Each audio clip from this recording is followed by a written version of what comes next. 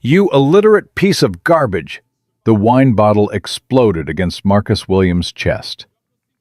$3,000 of Chateau Margaux shattered into 1,000 pieces, soaking through his white server shirt like a gunshot wound. Victoria Sterling stood over him, trembling with rage. This is what happens when restaurants hire people who can't even read.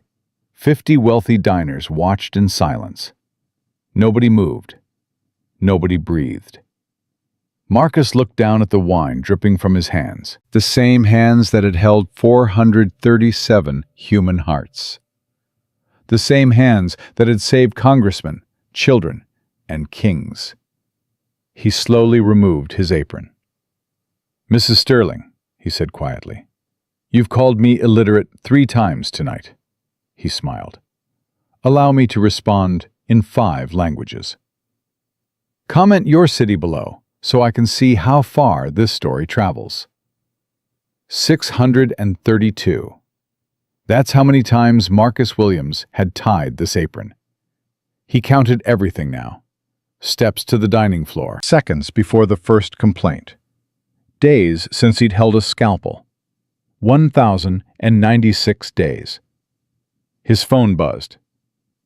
"Dad, parent-teacher conference Thursday. Please don't be late again. Love you."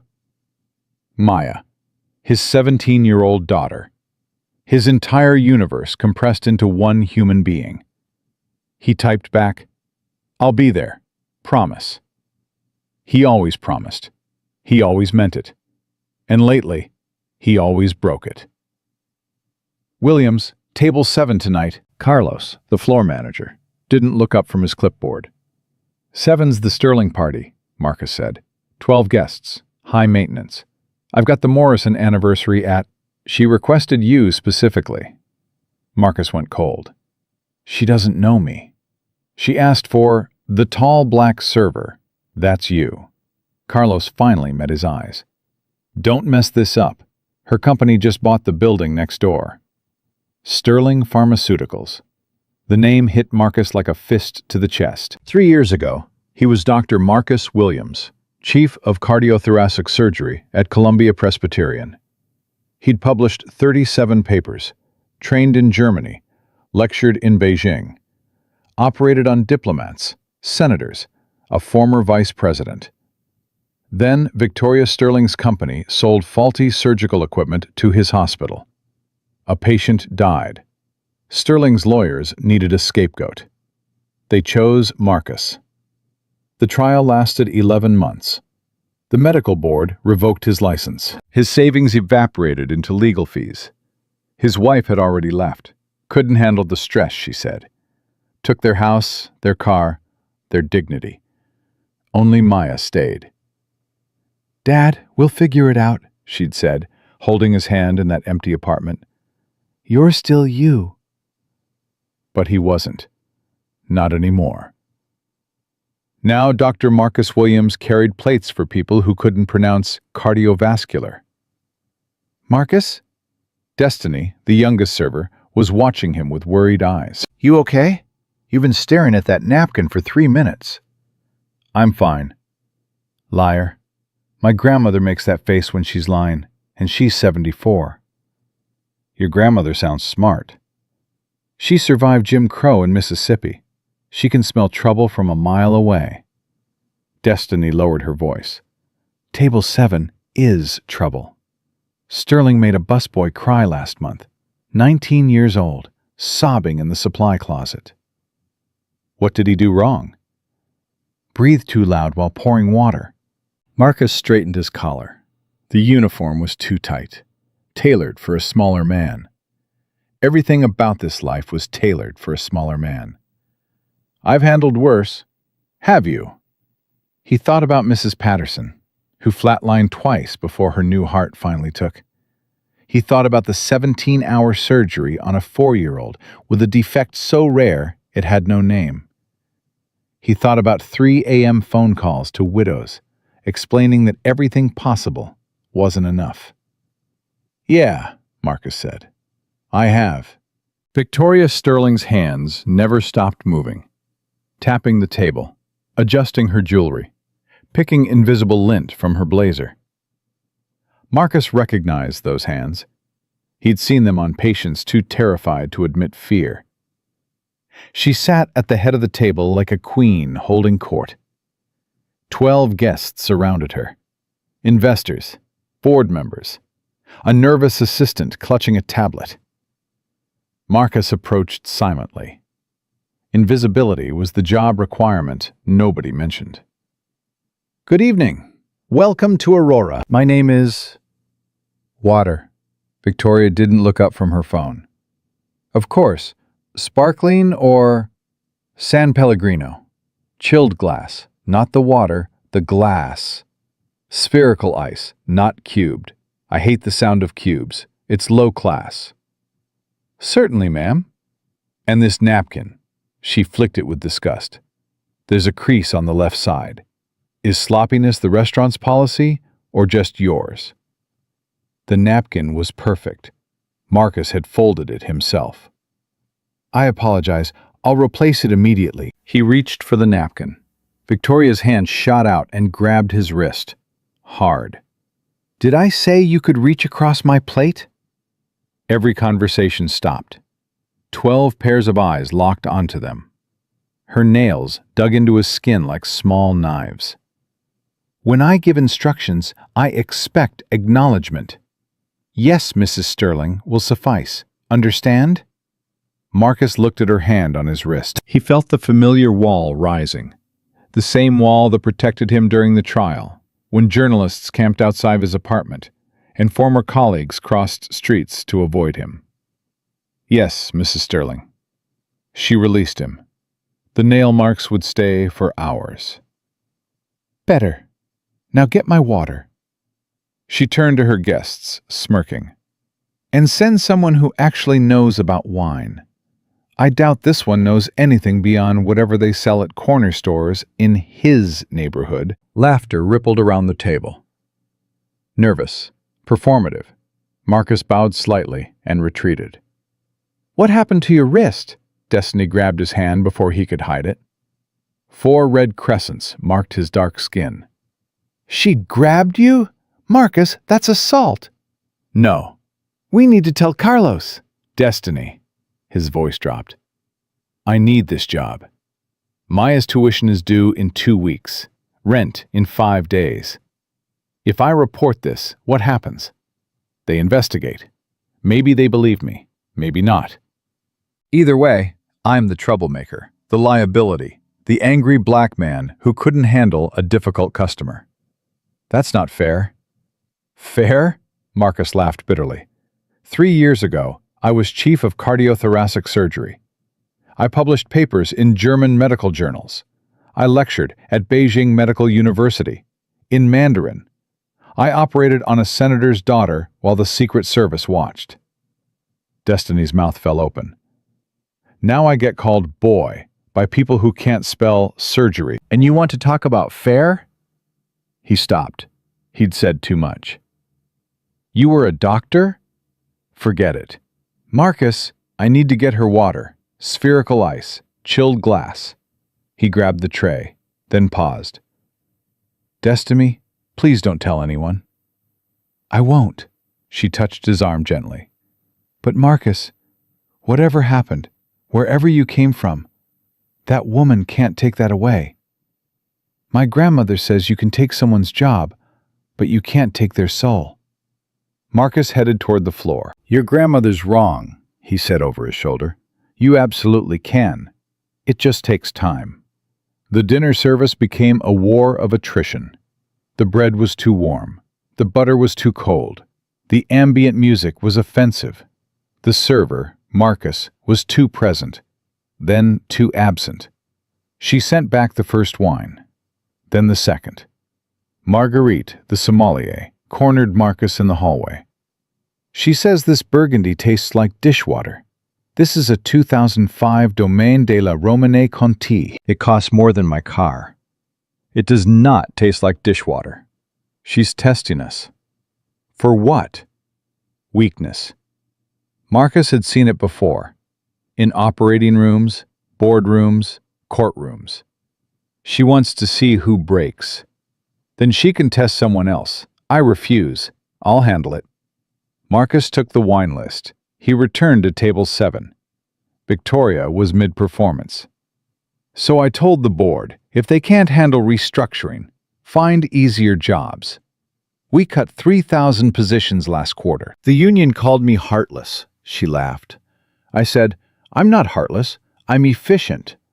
Natural selection applies to corporations. The smart survive. The literate survive. Her eyes found Marcus as she emphasized the word. He pretended not to notice. You, server. What's your name again? Marcus, ma'am. Marcus. She tasted the name like something rotten. Do you know anything about wine? Anything at all? Or did you memorize a few words to impress tourists? I'm familiar with our list, ma'am. Familiar, she snorted. I want the 1982 Chateau Margaux. Do you know what that is? Can you even pronounce it? Snickers around the table. Something cold settled in Marcus's chest. Not rage, something older. Surgical. Chateau Margaux, he said.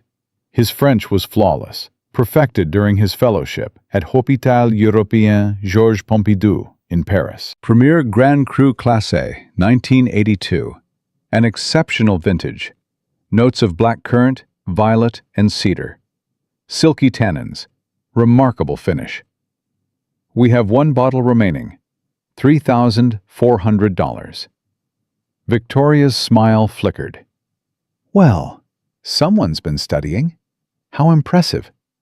Like a parrot learning to talk. I'll retrieve the bottle, Mrs. Sterling. And Marcus? He paused. If you breathe wrong on that cork, I'm taking it from your salary. What do you make? Minimum wage? You probably can't afford to replace this bottle in a year. The wine cellar was quiet. Marcus found the Margaux and cradled it carefully. His phone buzzed again. Maya. Dad, I got an A on my calculus exam. Are you proud of me? He typed back, Prouder than you'll ever know, baby girl. That's my genius. 3 dots appeared, then, I love you, Dad. Even when you miss stuff, I know you're working hard for us. I see you. Marcus closed his eyes. I see you. 3 words. The only 3 words that mattered anymore. He carried the wine upstairs. The ritual of wine service had always appealed to Marcus. Precise, methodical, like surgery. Cut the foil cleanly. Wipe the lip. Insert the corkscrew at the proper angle. Pull slowly. Let physics do the work. He performed each step perfectly. The cork emerged without a sound. He poured a small taste into Victoria's glass. She swirled aggressively, splashing wine onto the tablecloth, sniffed with exaggerated disdain, sipped, then smiled. It wasn't a pleasant smile. It's court. I'm sorry? Are you deaf? It's court. Tastes like wet cardboard, completely ruined. Mrs. Sterling, I inspected the cork myself. It's perfect. The wine has been stored at optimal. Are you correcting me? The restaurant froze. Forks stopped mid-air. Conversations died. Victoria stood. She was shorter than expected, 5'4" in heels, but carried herself like a giant. Let me explain something, Marcus. She spat his name. I've been drinking wines that cost more than your annual salary since before you were born. I have a sommelier certification. I have a palate. She picked up the wine glass. You are a server. You carry plates. You wipe tables. You say yes, ma'am, and no, ma'am. You do not tell Victoria Sterling, CEO of a $2 billion company, that I don't know what corked wine tastes like. I apologize if I... You apologize? Of course you do. You people always apologize. You know your place. You know you're not smart enough to argue. You're probably illiterate. Couldn't form a coherent sentence if your pathetic life depended on it. The word echoed. Illiterate. Marcus heard it bouncing off memories. Medical school lectures in German. Research papers he'd published in French journals. Conferences in Beijing where he'd presented in Mandarin. That summer in Sao Paulo, learning Portuguese to comfort a dying Brazilian diplomat in his mother tongue. Illiterate. Victoria grabbed the bottle of Margot. You want to know what I think of your optimal storage? She threw it. The bottle shattered against his chest. Wine exploded across his white shirt like a wound. Cold liquid soaked through to his skin, dripped down his arms, pooled at his feet. Gasps echoed through the restaurant. Someone's phone was recording. Victoria smiled triumphantly. Clean up this mess. Go back to the kitchen where you belong. And send me a real sommelier. Someone who can actually read. She turned to her guests, arms spread wide. This is what happens when restaurants hire for diversity instead of... Mrs. Sterling. Marcus's voice cut through the air like a scalpel. It wasn't the voice of a server anymore. It was the voice of a man who had told families their loved ones were gone. The voice of a surgeon who had commanded operating rooms. The voice of someone with absolutely nothing left to lose. Victoria turned slowly. Her smile faltered. Marcus removed his apron, folded it precisely, the way he used to fold surgical drapes, and placed it on an empty chair. Wine still dripped from his chest. He didn't wipe it. You've called me illiterate 3 times tonight. You destroyed my career 3 years ago, Mrs. Sterling. Victoria's face went white. Sterling Pharmaceuticals sold defective surgical equipment to Columbia Presbyterian. A patient died on my table. Your lawyers needed someone to blame. Marcus took a step forward. You picked me. I don't know what You called me acceptable collateral damage in a board meeting. Your former assistant, the one you fired for being pregnant, she testified at my appeal. She remembered everything. Victoria's hands started shaking. I lost my medical license, my savings, my marriage. I lost everything. Marcus's voice was calm, terrifyingly calm. But I kept one thing, Mrs. Sterling. What? My education, he smiled. Since you're so concerned about my literacy, perhaps we should continue this conversation in a language more appropriate for your status. Victoria opened her mouth. No words came out. English seems too common for you. Marcus Williams took a breath, and the entire restaurant held theirs. Marcus began in French. Not the textbook French of high school classrooms. Not the tourist French of phrase books. This was the fluid, aristocratic French of the Sorbonne, of diplomatic receptions, of a man who had spent 18 months at Hôpital Européen Georges Pompidou, learning to save lives in the language of Molière. Madame Sterling, vous confondez la richesse avec la valeur. Votre argent peut acheter le silence des faibles, mais jamais le respect des forts. Vous insultez ceux qui vous servent, parce que, au fond de votre âme vide, vous savez que vous n'êtes rien sans votre compte en banque. Victoria's face contorted with confusion and rage. What did you just say to me? Marcus didn't answer. He shifted languages like a surgeon switching instruments. German now, sharp, percussive, each word landing like a hammer blow. Sie glauben, Ihre Position gibt Ihnen das Recht, andere zu erniedrigen. Aber ich habe in München studiert. Ich habe deutsche Ärzte ausgebildet. Ich habe in Ihrer Sprache Leben gerettet, während Sie in Vorstandszimmern saßen und darüber entschieden, welche Familien Sie als nächstes zerstören würden. A woman at table 3 gasped audibly. She was German. Marcus could tell by her reaction. Her hand flew to her mouth. Oh mein Gott, she whispered to her husband. He just said he trained German doctors. His accent is perfect, better than mine. Victoria's head snapped toward the woman. What What is he saying? He's saying, the German woman hesitated, he's saying you destroy families for profit, and that he saved lives while you counted money. Victoria's face turned crimson. This is insane. Security. Where is security? But nobody moved. The entire restaurant was transfixed.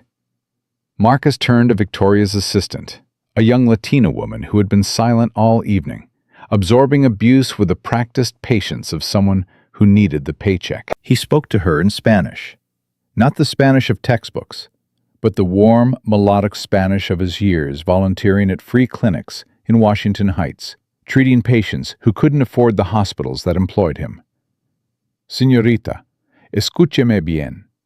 Este trabajo no vale su dignidad. Ningún salario vale las lágrimas que usted esconde. Yo perdí todo, mi carrera, mi esposa, mi orgullo.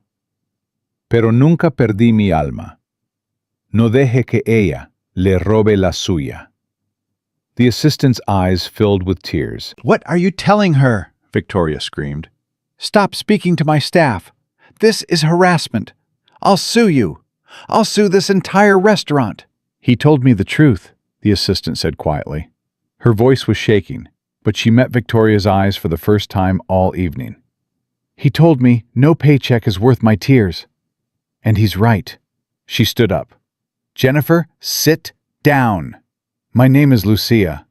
You've called me Jennifer for 2 years because you couldn't be bothered to learn my actual name. Lucia removed her earpiece and placed it on the table.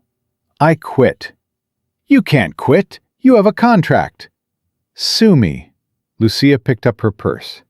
Good luck finding another assistant willing to work 90 hours a week while you call her the Mexican girl behind her back. She walked toward the door, pausing next to Marcus. Gracias, she whispered. Por todo.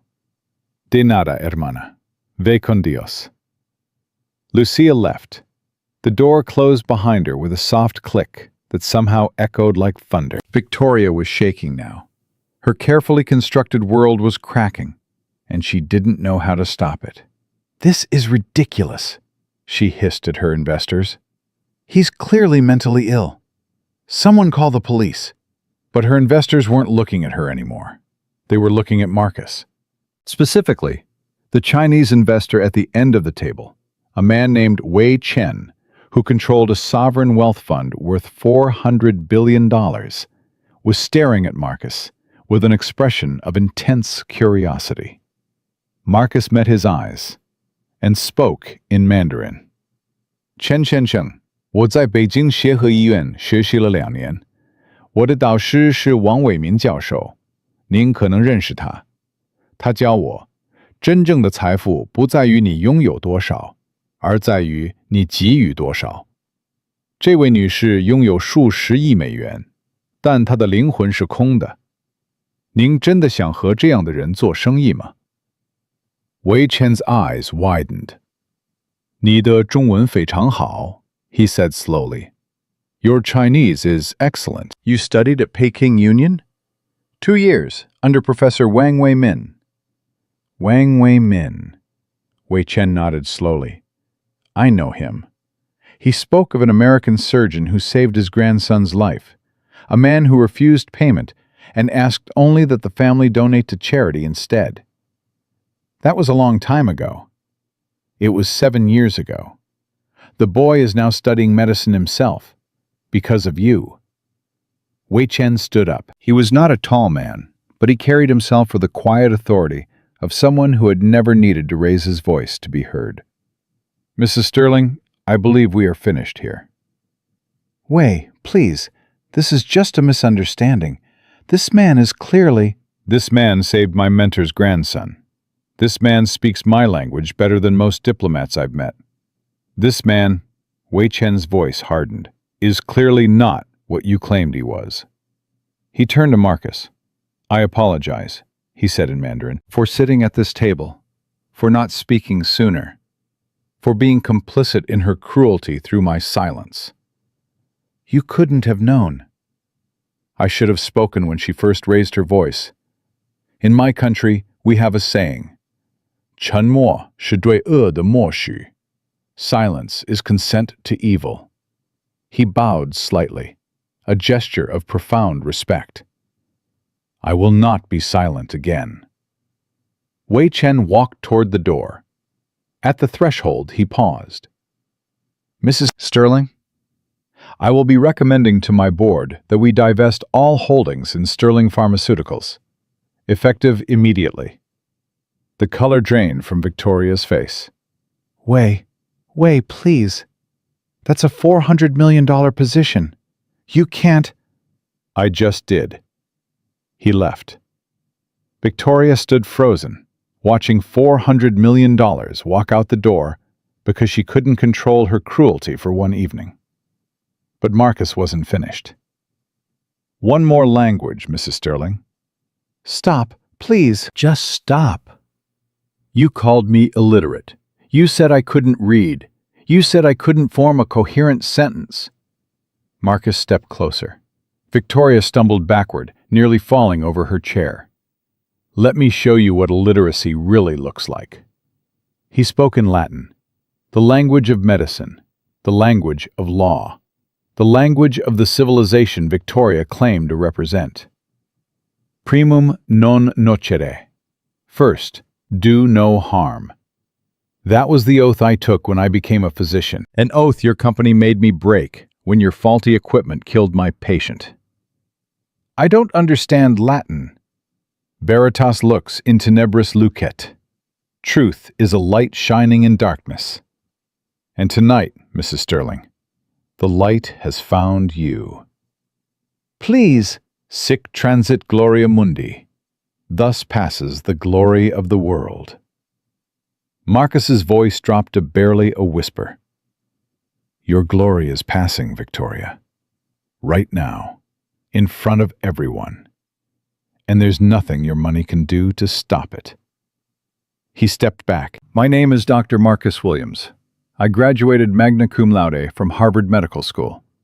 I completed my fellowship in cardiothoracic surgery at Johns Hopkins. I spent 2 years at Hôpital Européen Georges Pompidou in Paris, 2 years at Beijing Union Medical College, 1 year at Ludwig Maximilian University in Munich. I have published 37 peer-reviewed papers in 5 languages. I have performed 437 successful heart surgeries. I have held human hearts in my hands and made them beat again. The restaurant was utterly silent. 3 years ago, your company destroyed me. You took my license, my reputation, my marriage. You took everything I had worked for since I was a 17-year-old kid from Harlem with nothing but a dream and a library card. His voice cracked slightly. But you couldn't take my mind.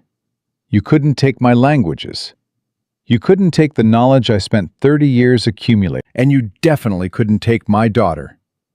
He pulled out his phone and showed her the screen.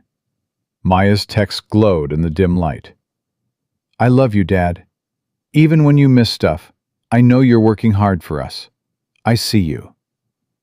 This is why I carry plates instead of scalpels now. This is why I say yes, ma'am, to people like you. This is why I count the days. 1,096 since I last saved a life. Because my daughter needs me, and I will endure any humiliation, swallow any pride, survive any insult, to make sure she has the future you tried to steal from me. Marcus placed his phone back in his pocket. You called me illiterate, Mrs. Sterling, but I just educated you in 5 languages. I wonder, how many languages do you speak? Victoria opened her mouth. Nothing came out. That's what I thought. He turned and addressed the room. Ladies and gentlemen, I apologize for the disruption to your evening. Please enjoy the rest of your meals. The wine, I assure you, is not corked. And then Marcus Williams, former chief of cardiothoracic surgery, former published researcher, former everything, walked toward the kitchen door. He made it 3 steps before the applause started. It began with the German woman at table 3. She stood and clapped, tears streaming down her face. Her husband joined her. Then table 5. Then table 8. Then the tech CEO at table 2, who had been filming the entire confrontation on his phone. One by one, the wealthy elite of Manhattan rose to their feet. Not for Victoria Sterling, for the waiter who had just schooled her in 5 languages. Victoria stood alone in a sea of standing ovation, surrounded by her remaining investors who were suddenly very interested in their phones, their shoes, anything but her. "Sit down," she hissed. "Everyone sit down." Nobody sat. "This is ridiculous. He's a waiter." "A waiter!" "He's a doctor," someone called out. "Didn't you hear him?" "He was a doctor. He lost his license. He's a fraud." "He lost his license because of your company," the tech CEO shouted back. He was still filming. "Lady, this video already has 10,000 views, and I uploaded it 90 seconds ago. You're done." Victoria grabbed her purse with shaking hands. "I'm leaving, and I'm never coming back to this pathetic establishment." "Ma'am?" A server appeared at her elbow. It was Destiny. "You haven't paid your bill." "I'm not paying for this disaster." "Ma'am, your bill is $14,642. That includes the Margot you threw at our colleague." "I'll have my lawyers. Your lawyers can contact our lawyers." Carlos, the floor manager, had finally appeared. His face was pale, but his voice was steady. "But until then, we'll be happy to hold your credit card on file. Or I can call the police and report you for theft of services, assault, and destruction of property." Victoria's jaw dropped. "You wouldn't dare!" "Watch me." For a long moment, nobody moved. Then, Victoria reached into her purse, pulled out a black American Express card, and threw it at Carlos's face. "Take it. Take all of it. I don't care." She stormed toward the door, shoving past waitstaff and diners alike. At the threshold, she turned one last time. "You think you've won, Marcus? You think this little performance changes anything? I will destroy you. I'll sue you for defamation. I'll make sure you never work anywhere in this city again. Mrs. Sterling?" Marcus's voice was calm, almost gentle. "You already destroyed me. 3 years ago. You took everything I had." He smiled, a sad, tired smile. "There's nothing left to take. And that makes me the most dangerous person you'll ever meet. Because a man with nothing to lose has nothing to fear." Victoria's face contorted with rage and something else, something that looked almost like fear. She left without another word. The door slammed behind her. And for a moment, the only sound was the soft jazz playing over the restaurant speakers and the quiet weeping of strangers who had just witnessed something they would never forget. Then Destiny rushed to Marcus's side. "Oh my God. Oh my God. Marcus, that was... I can't even... I need to sit down." The adrenaline was fading. His legs were shaking.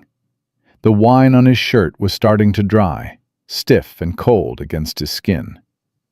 Carlos appeared with a chair. "Sit, please." Marcus collapsed into it. "I'm fired, aren't I?" Carlos laughed, a strange, almost hysterical sound. "Fired?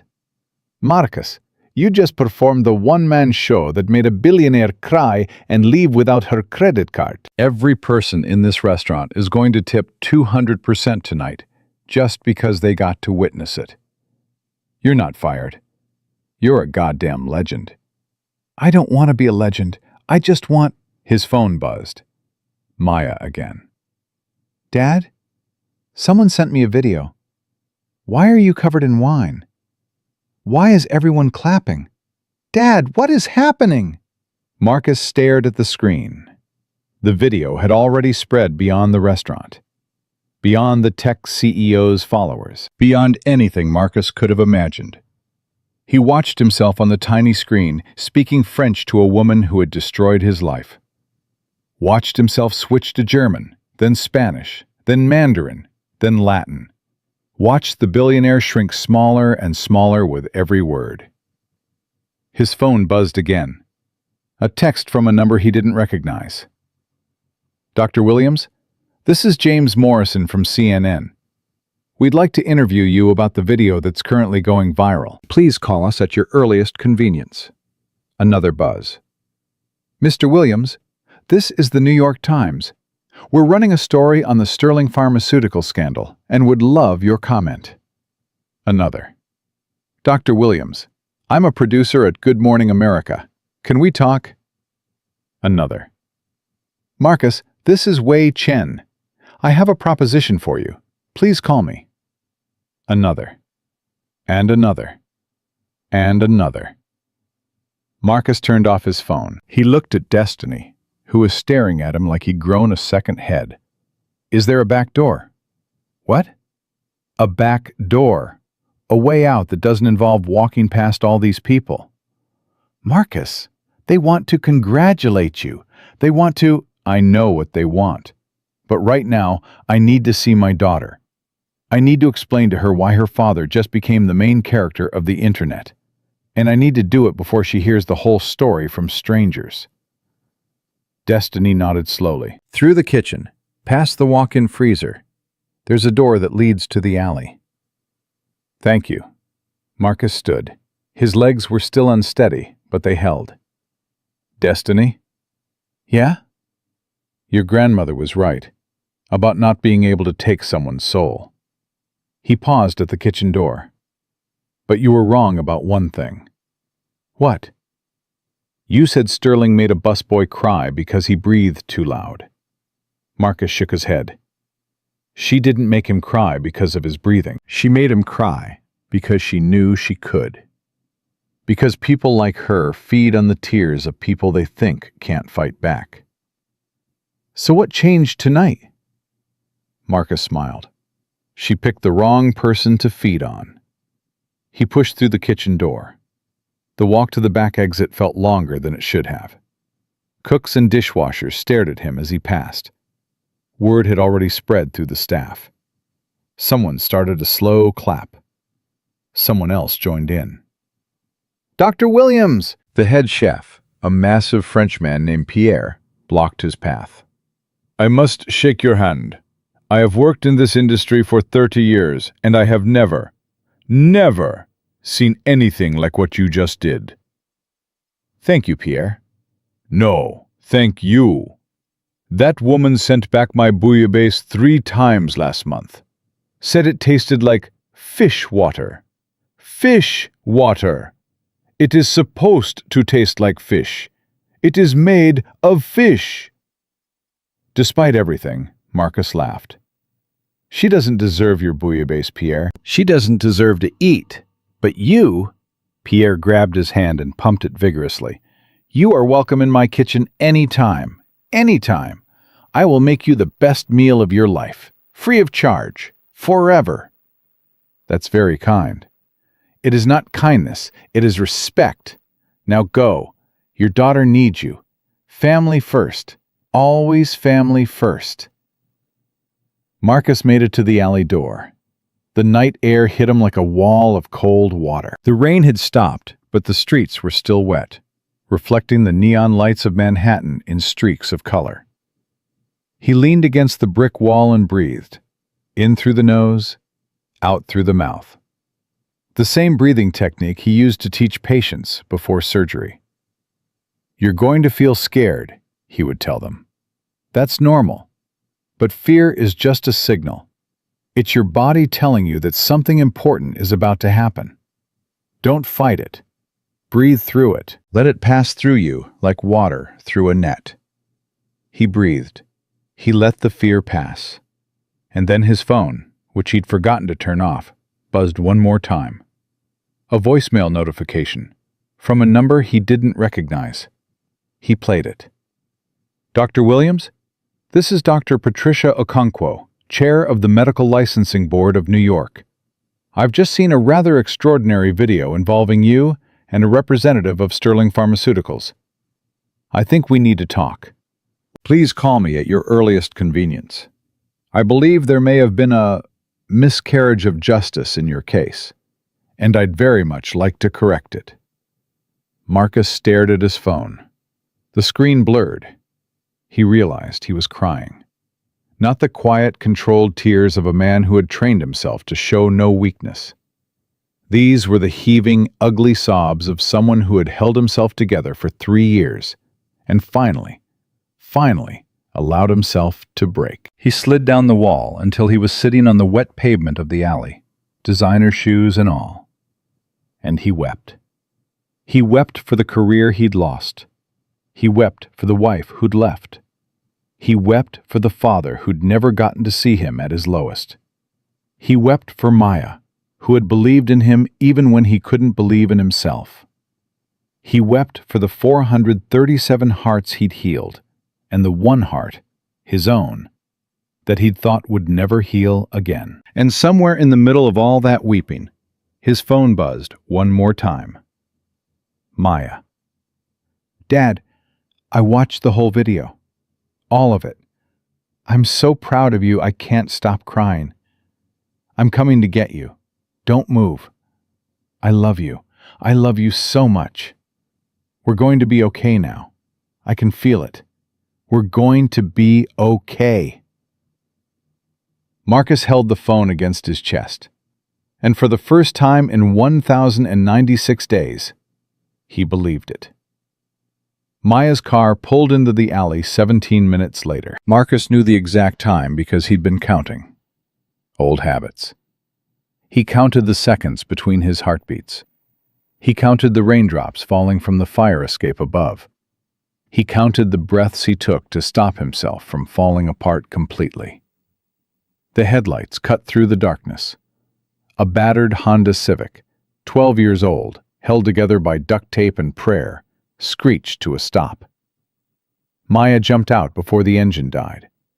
She was still wearing her school hoodie. Her hair was pulled back in a messy ponytail. Her eyes were red and swollen. "Dad!" She ran to him. Marcus tried to stand, but his legs wouldn't cooperate. 3 years of holding everything together, and now his body had decided it was done pretending. Maya dropped to her knees beside him on the wet pavement. She didn't care about her jeans. She didn't care about the puddles. She just wrapped her arms around him and held on like she was afraid he'd disappear. "I saw everything," she whispered into his shoulder. "Every single word. Dad, you were incredible." "I was stupid." "You were brave." "I lost my job, Maya. The only job I could get. The only thing keeping us—" "Stop."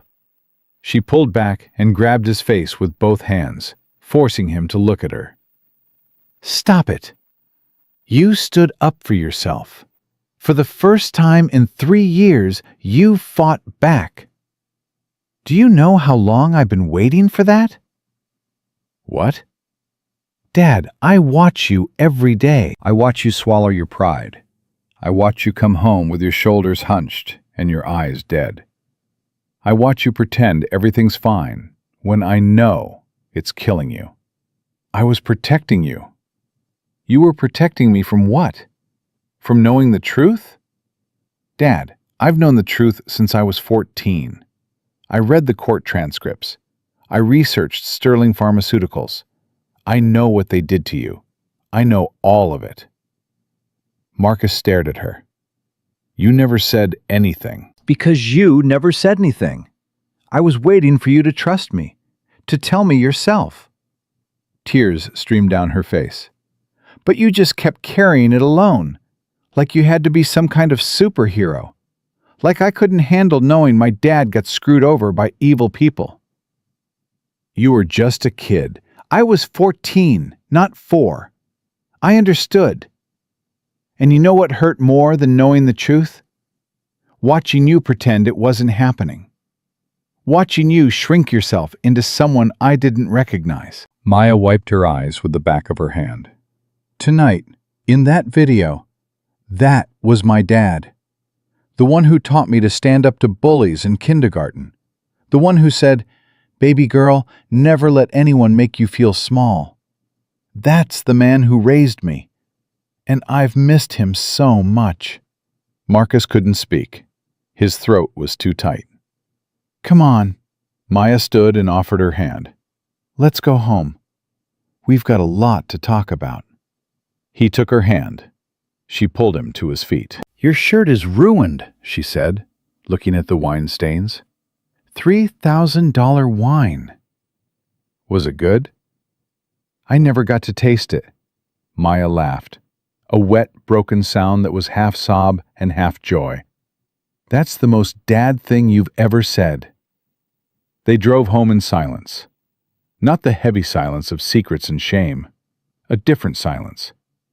The kind that comes after a storm breaks. The apartment was small, 2 bedrooms, in a building where the elevator worked about half the time, and the neighbors' arguments came through the walls like they were in the same room.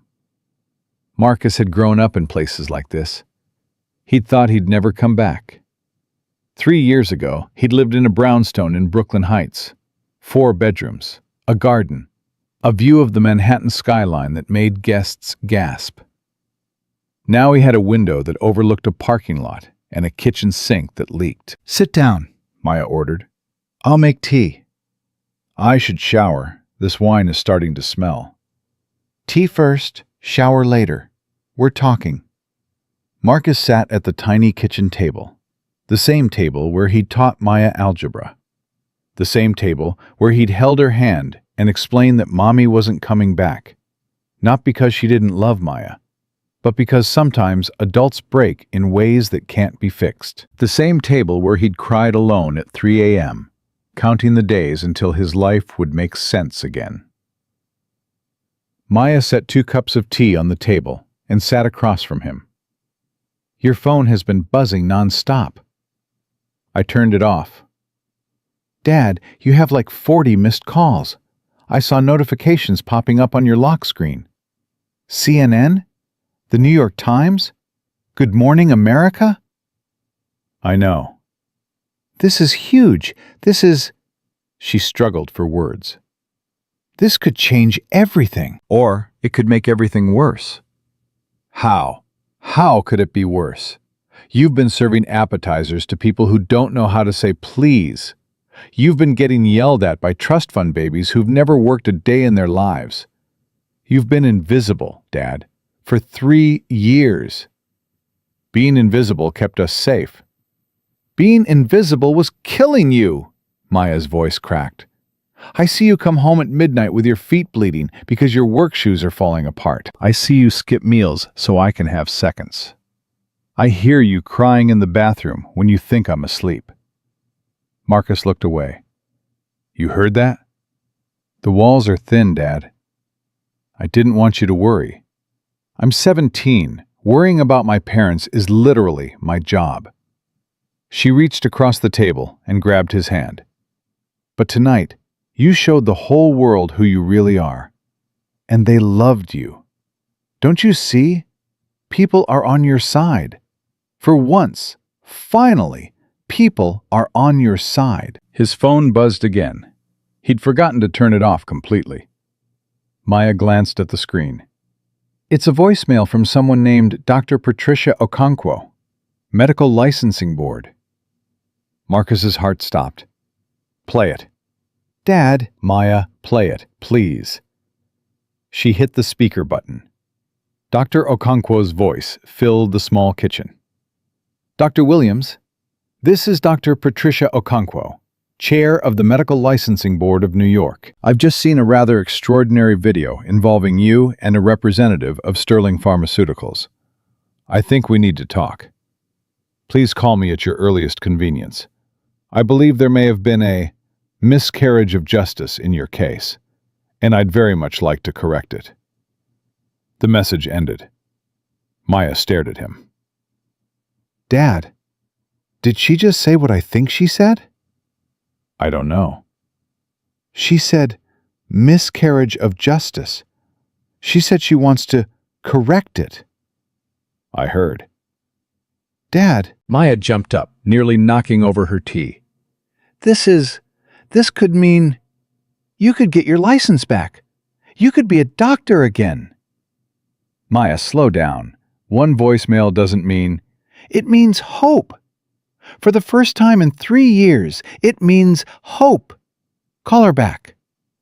It's midnight. So? She called you at midnight. She obviously thinks this is urgent. Marcus looked at the phone in his hand. 3 years of silence from the medical board. 3 years of appeals denied, letters ignored, requests for reconsideration stamped rejected in red ink. And now, because of one video, because of one moment when he refused to be invisible. I'm scared, Maya. The words came out before he could stop them. Maya sat back down, her face softened. Scared of what? What if it's nothing? What if she just wants to clarify something? What if I get my hopes up and they crush me again? Then we deal with it, together, like we've dealt with everything else. I've tried to protect you from all of this. I know, and I love you for it. But Dad, she squeezed his hand, I don't need protection.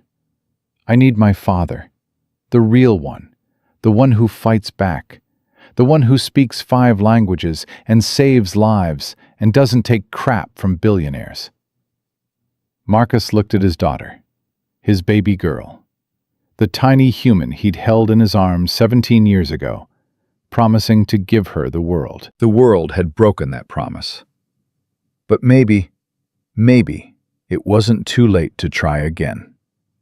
He picked up the phone. He dialed. It rang twice. Dr. Williams? Patricia Okonkwo's voice was warm but urgent. Thank you for calling back. I apologize for the late hour, but I felt this couldn't wait. I appreciate you reaching out, Dr. Okonkwo. I have to admit, I'm confused. The board hasn't responded to any of my communications in over 2 years. I know, and I owe you an apology for that. She paused.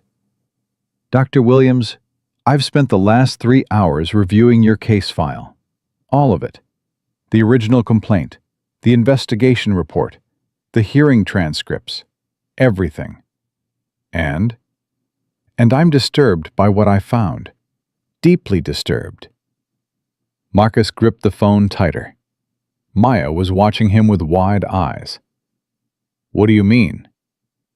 The evidence against you was provided almost exclusively by Sterling Pharmaceuticals. Their internal testing reports, their quality assurance documentation, their expert witnesses, all of it came from Sterling or Sterling-affiliated sources. I know. My lawyer tried to argue that at the hearing, but the board accepted their documentation at face value. I know. I've read the transcript. Dr. Okonkwo's voice hardened. What I didn't know, what none of us knew, was that Sterling Pharmaceuticals has been under federal investigation for the past 18 months. Marcus felt the room tilt. Federal investigation? The FBI and FDA have been building a case against them. Falsified safety data, bribery of hospital administrators, systematic cover-ups of equipment failures. She paused. Dr. Williams, the surgical equipment that failed during your procedure, it wasn't an isolated incident. There have been 47 documented cases across 12 states. 17 patients died, and in every single case, Sterling's legal team found a scapegoat, a surgeon, a nurse, a hospital administrator, to take the blame. Marcus couldn't breathe. 17 patients? That we know of. The actual number may be higher. Why didn't anyone tell me? Why didn't anyone? Because Sterling's lawyers are very, very good at what they do. They buried everything. Sealed settlements, non-disclosure agreements. They made sure no one case could connect to another. So what changed? A whistleblower, a former Sterling quality control manager named David Chen. He's been cooperating with federal investigators for the past year. 2 weeks ago, he provided documentation proving that Sterling knew about the equipment defects before your surgery. They knew Dr. Williams, and they sold the equipment anyway. Maya was crying silently across the table. Marcus reached out and took her hand. "What does this mean for me, doctor?" "Okonkwo? It means I'm calling an emergency session of the Medical Licensing Board tomorrow morning. In light of this new evidence, I'm recommending that your case be reopened and your license suspension be reviewed." Reviewed, not reinstated. "I can't promise reinstatement, Dr. Williams. There's a process. But I can promise you this. You will finally get a fair hearing. The hearing you should have gotten 3 years ago." Her voice softened. "I watched that video tonight. All of it. You stood in front of a woman who helped destroy your career, and you responded not with violence, not with hatred, but with the very thing they tried to take from you: your knowledge, your dignity, your humanity. That took extraordinary courage. It took desperation, Dr. Okonkwo. There's a difference." "Perhaps. But desperation reveals character. Yours was revealed to be exceptional." She paused. "Get some rest tonight, Dr. Williams. Tomorrow is going to be a very long day. My office will send you the hearing details first thing in the morning." "Dr. Okonkwo?" "Yes?" "Why are you doing this? Why now?" The line was quiet for a moment. "Because I became a doctor to heal people, Dr. Williams, and I became chair of this board to protect doctors who heal people. For 3 years, I failed you. I failed everyone Sterling Pharmaceuticals scapegoated, and I'm tired of failing." She hung up. Marcus set the phone down slowly. Maya was staring at him. "Well, there's going to be a hearing tomorrow. They're reopening my case." Maya launched herself across the table and threw her arms around him. "I knew it! I knew something would change! I knew if you just—" Maya, listen to me." He pulled back and held her shoulders. "This isn't guaranteed." She said reviewed, not reinstated. "There's still a chance. There's a chance you could be a doctor again. A chance, Dad. 24 hours ago you had nothing. Now you have a chance. That's everything. That's everything." His phone buzzed again. Then again. Then again. He looked at the screen. Notifications were flooding in faster than he could read them. Twitter mentions, Instagram tags, news alerts. One headline caught his eye. "Breaking. Sterling Pharmaceuticals stock crashes 40% in after-hours trading following viral video." He opened the article. The video of Marcus confronting Victoria Sterling had now been viewed over 15 million times. Major news outlets were picking up the story. Former Sterling employees were coming forward with their own accounts of corporate malfeasance. The SEC had announced an investigation into potential securities fraud. And buried at the bottom of the article, almost as an afterthought, Victoria Sterling could not be reached for comment. Sources close to the Sterling family indicate that the CEO has retained criminal defense counsel. Marcus read the sentence 3 times. Criminal defense counsel. 3 years ago, Victoria Sterling had destroyed his life without a second thought. He was acceptable collateral damage, a name on a spreadsheet, a problem to be solved and forgotten. Now she was hiring lawyers to keep herself out of prison. "Dad, you okay?" He looked at Maya. "I don't know how I feel." "What do you mean?" "I spent 3 years hating her, fantasizing about this moment, about her losing everything the way I lost everything." He shook his head slowly. "And now that it's happening, I just feel empty. I thought revenge would taste sweet, but it doesn't taste like anything." Maya sat down next to him. "Maybe that's because it's not revenge. What is it then?" "Justice." She put her head on his shoulder. "Revenge is when you want someone to suffer. Justice is when you want the truth to come out. You didn't destroy her tonight, Dad. You just told the truth. She destroyed herself. She's been destroying herself for years. You just turned on the lights. Marcus put his arm around his daughter. When did you get so wise? I learned from the best. They sat like that for a long time, father and daughter, in a tiny apartment with leaky pipes and thin walls. Outside, the city hummed with the noise of a million stories unfolding. But in that kitchen, at that moment, only one story mattered. And it was far from over. Marcus's phone buzzed one more time. A text from a number he didn't recognize. Dr. Williams, this is Wei Chen. I hope you'll forgive the late contact. I have been thinking about our encounter this evening, and I have a proposition I'd like to discuss with you.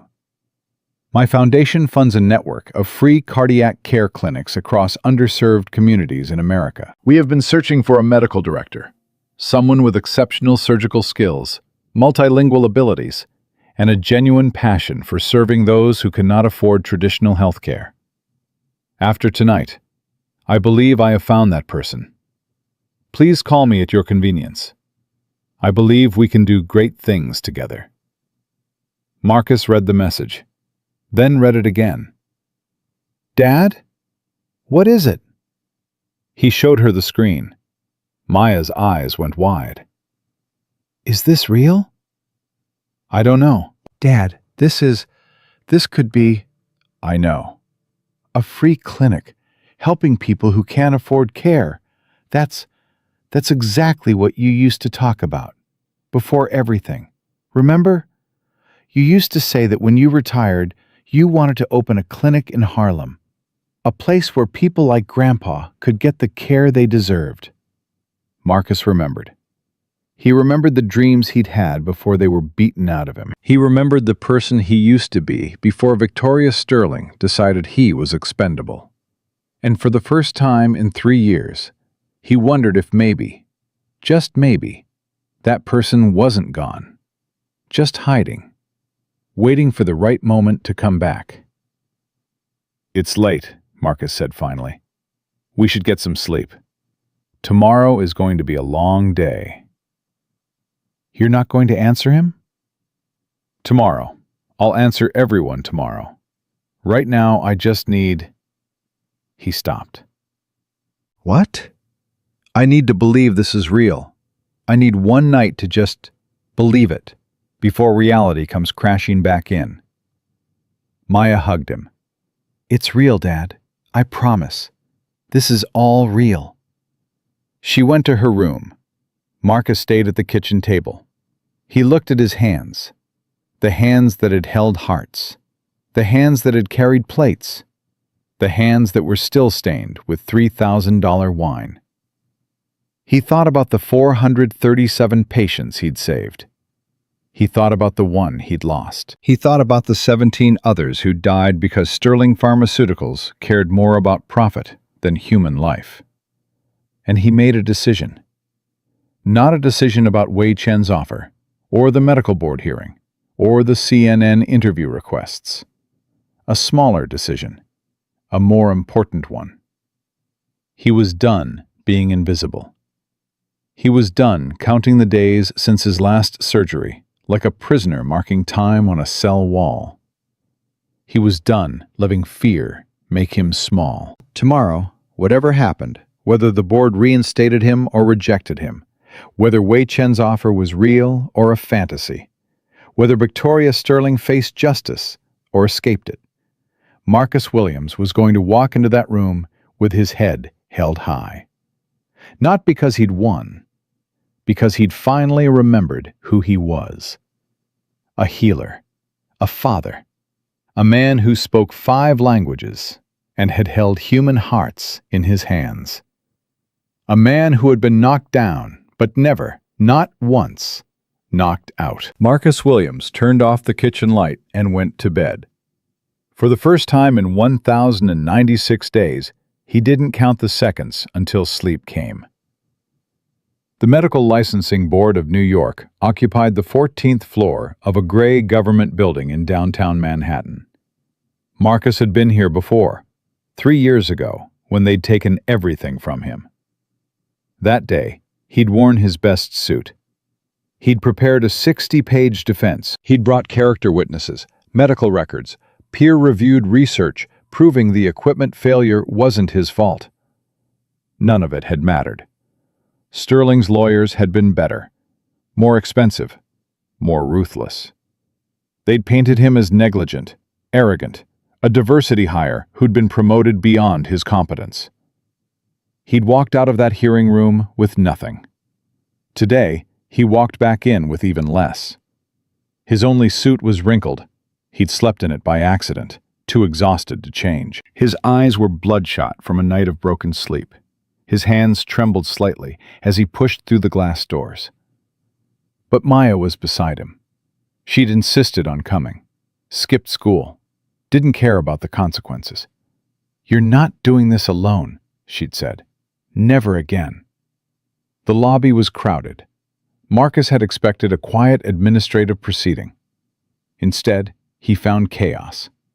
Reporters, camera crews, photographers jostling for position. "Dr. Williams, over here!" "Dr. Williams, any comment on the Sterling investigation?" "Dr. Williams, how do you feel about Victoria Sterling's arrest this morning?" Marcus stopped cold. "Arrest?" A reporter shoved a microphone in his face. "You haven't heard? FBI agents took her into custody at 6 a.m. 15 counts of fraud, obstruction of justice, and conspiracy to commit manslaughter. It's all over the news." Maya grabbed his arm. "Dad! Dad! Did you hear that? They arrested her." He heard it, but he couldn't process it. Victoria Sterling. The woman who'd thrown wine in his face. The woman who'd called him illiterate. The woman who'd destroyed his career with a phone call and never lost a minute of sleep over it. In handcuffs. "Dr. Williams, your reaction?" Marcus looked at the reporter. Young guy, hungry eyes. Recorder thrust forward like a weapon. "I don't have one." "You must feel vindicated." "I feel tired. I feel like I want to get upstairs and find out if I'm still a doctor. That's all I feel right now." He pushed through the crowd. Maya stayed close, shielding him from the worst of the cameras. They made it to the elevator. The doors closed. Silence. "You okay?" Maya asked. "I don't know." "She's going to prison, Dad. The woman who ruined your life is going to prison." "Maybe." "Maybe? They arrested her. 15 counts." "Rich people get arrested all the time, Maya. They don't always stay arrested. They hire better lawyers. They make deals. They walk away with community service and a fine that's less than what they spend on wine in a year." The elevator dinged. 14th floor. "Today isn't about her," Marcus said. "Today is about me. About whether I can still be who I was. Everything else is noise." The hearing room was smaller than he remembered. A long table at the front, 7 chairs behind it, currently occupied by 5 doctors and 2 administrators, all staring at him as he entered. Dr. Patricia Okonkwo sat in the center chair. She was a small woman, Nigerian-American, with gray-streaked hair and eyes that missed nothing. "Dr. Williams, thank you for coming." "Thank you for the opportunity, Dr. Okonkwo." "Please, sit." She gestured to a single chair facing the panel. "Your daughter is welcome to stay, but she'll need to remain silent during the proceedings." Maya squeezed his hand and retreated to the back of the room. Marcus sat. His heart was pounding. His palms were sweating. But his voice, when he spoke, was steady. "I'm ready." Dr. Okonkwo nodded. "Dr. Williams, this emergency session has been called to review your license suspension in light of new evidence that has come to our attention. Before we begin, I want to acknowledge that the board failed you 3 years ago. We accepted evidence at face value that should have been scrutinized more carefully. We allowed outside interests to influence a process that should have been impartial. For that, I apologize." Marcus said nothing. An apology didn't give him back 3 years of his life, but it was a start. We've now reviewed the documentation provided by the federal whistleblower, David Chen, Dr. Okonkwo continued. This documentation proves conclusively that Sterling Pharmaceuticals knew about defects in their cardiovascular surgical equipment and failed to issue recalls or warnings. The equipment failure during your surgery was not the result of physician error. It was the result of corporate negligence and deliberate concealment. I've been saying that for 3 years. I know, and I'm sorry we didn't listen. Dr. Okonkwo shuffled her papers. However, reinstatement of your medical license is not automatic. There are procedures, evaluations. We need to verify that your skills have not degraded during your time away from practice. I understand. Do you? She leaned forward. Dr. Williams, you haven't performed surgery in over 3 years. The field has advanced. Techniques have evolved. We can't simply hand you a scalpel and hope for the best. I'm not asking you to. What are you asking for? Marcus took a breath. I'm asking for a chance. A supervised return to practice. Proctored surgeries. Skills assessments. Whatever you need to verify that I'm still capable. He met her eyes. I spent 3 years carrying plates, Dr. Okonkwo. But I never stopped being a surgeon. I read every journal. I watched every video. I attended every free lecture I could find. I practiced suturing on chicken breasts in my apartment at 2 a.m. because I couldn't afford simulation equipment. A murmur ran through the panel. You continued your education? I continued my life. Surgery isn't what I do, it's who I am. You can take away my license, my job, my reputation, but you can't take away 30 years of training. You can't take away the muscle memory in my hands. You can't take away the knowledge in my head. Dr. Okonkwo studied him for a long moment. We've received several letters of support on your behalf. Would you like to hear them? Letters? Quite a few, actually. Starting with one from Dr. Wei Chen of the Beijing Union Medical College, who writes, and I quote, Dr. Williams is among the finest surgeons I have ever had the privilege of training. His technical skills are matched only by his compassion for patients. The medical community's loss has been immeasurable, and I urge the board to correct this injustice immediately. Marcus felt his throat tighten. We've also received letters from Dr. Hans Müller of Ludwig Maximilian University in Munich. Dr. Claire Dubois of Hôpital Georges Pompidou in Paris. Dr. Maria Santos of Hospital das Clínicas in Sao Paulo. All attesting to your exceptional abilities and ethical character. I trained with all of them years ago. They remember you, Dr. Williams. They remember the surgeon you were, and they believe you can be that surgeon again. Dr. Okonkwo paused. We've also received something unusual. A petition. A petition. Signed by 347 of your former patients. People whose lives you saved. They started it last night, after the video went viral. They're asking us to give you back your license. Marcus couldn't speak. 347 people. Faces flashed through his memory. Mrs. Patterson, who'd coded twice on his table. The 4-year-old with the unnamed defect. The senator's daughter. The Brazilian diplomat. Hundreds of others. They remembered him. After everything, they still remembered. Dr. Williams, are you all right? He wiped his eyes quickly. I'm fine. I didn't know anyone still cared. People don't forget the person who saved their lives, Dr. Okonkwo said gently. That's something no corporate lawyer can take away. She turned to the panel. I've heard enough. Are there any objections to proceeding with a provisional reinstatement, contingent upon successful completion of a skills assessment and proctored surgical rotation?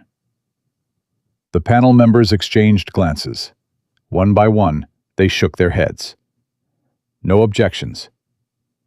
Then let the record show that by unanimous decision, the Medical Licensing Board of New York is provisionally reinstating the license of Dr. Marcus Williams, effective immediately.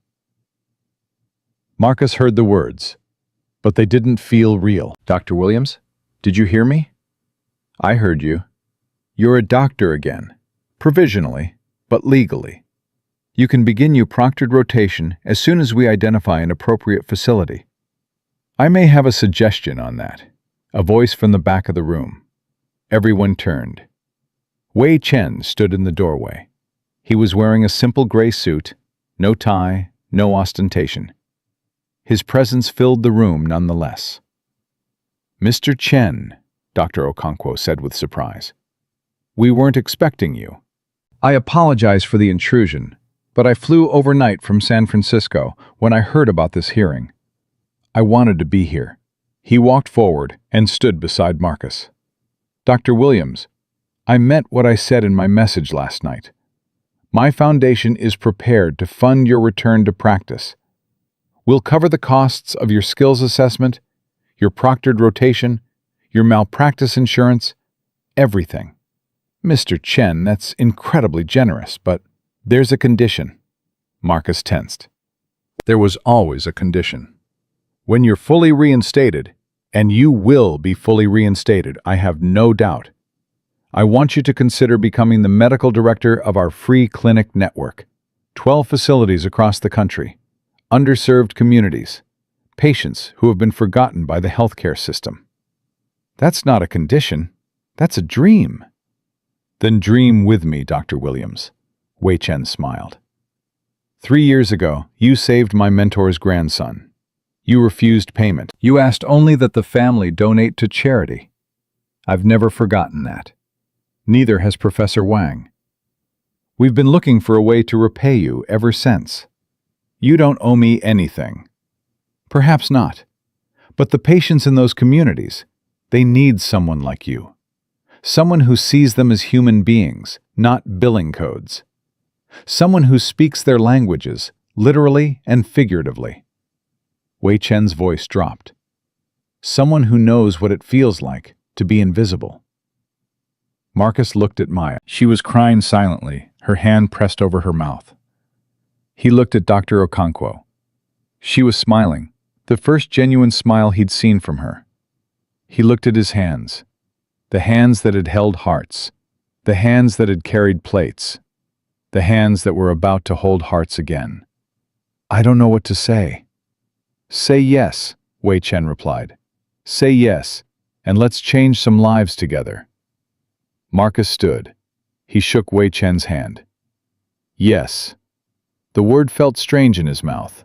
Foreign. He'd said, yes, ma'am, and yes, sir, so many times over the past 3 years that he'd forgotten what it felt like to say yes to something he actually wanted. Yes, he said again, just to feel it. Wei Chen pulled him into an unexpected hug. Welcome back, Doctor. The hearing ended. Marcus walked out of the building in a daze.